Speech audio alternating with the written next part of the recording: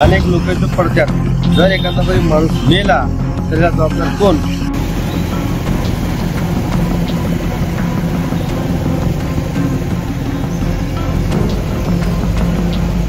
जर ते विचार केला तर हा प्रसंग झाला असता.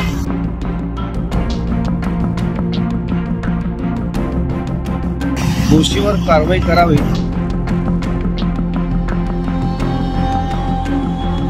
तो जेणेकरून प्रत्येकाने आपला आपला विचार करणार ना. वीडियो शुरू करने से पहले अगर आप सोलापुर की हर छोटी बड़ी खबर सबसे पहले जानना चाहते हैं तो चैनल को सब्सक्राइब जरूर कीजिए और बेल आइकन दबाइए ताकि एक भी अपडेट छूटे नहीं.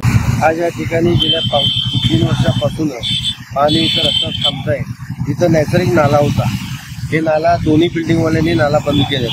हे स्टील दुकानवाला आणि ते मोतीबाला दोन्ही पण नाला बंद केल्यामुळं पाणी जायला वाटत नाहीये. यासाठी रस्त्यावर पाणी थांबतंय.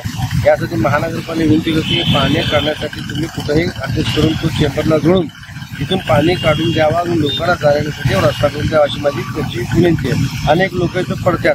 जर एखादा तरी माणूस मेला तर याला जबाबदार कोण हे मी आयुक्तांना विचारतो प्रश्न. कारण अनेक वर्षापासून तुम्ही बांधकाम परमिशन देताना कुठलाही विचार करत नाही किंवा कुठला नाला आहे, पाणी नैसर्गिक कुठं जातं हे कधी विचार केला नाही. जर ते विचार केला असता तर हा प्रसंग झाला नसता.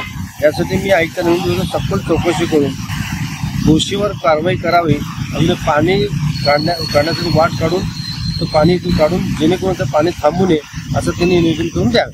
आज काम चालू होतं. अजून काम चालू नाही आहे. फक्त पाणी सध्या काढण्यासाठी त्यांनी काम केलं. तर माझा काय मत आहे तिथं पुढे चेंबर आहे, त्या चेंबरला जोडून दिलं तर बरं होईल. माझं एक मत असं आहे. काय मागच्या लोकांची सुद्धा तक्रार आहे की इथं पाणी सोडू नका म्हणून. त्यांचं पण बरोबर आहे. कारण तिथलं पाणी त्यांच्या घरात जातं त्यांची तिथून पाणी सोडू नका. त्यांची काय तक्रार रास्तच आहे का त्यांनी चुकीचं बनत नाही. पण जेणेकरून प्रत्येकाने आपला आपला विचार करणार ना. हे पण महानगरपालिकेने विचार करावा की कुणालाही त्रास न होता ह्याचा मार्ग काढायला अशी माझी विनंती. अगर आपको न्यूज़, जाहिरात, एडवर्टाइज देना हो तो हमें तो इस नंबर पर कांटेक्ट करें.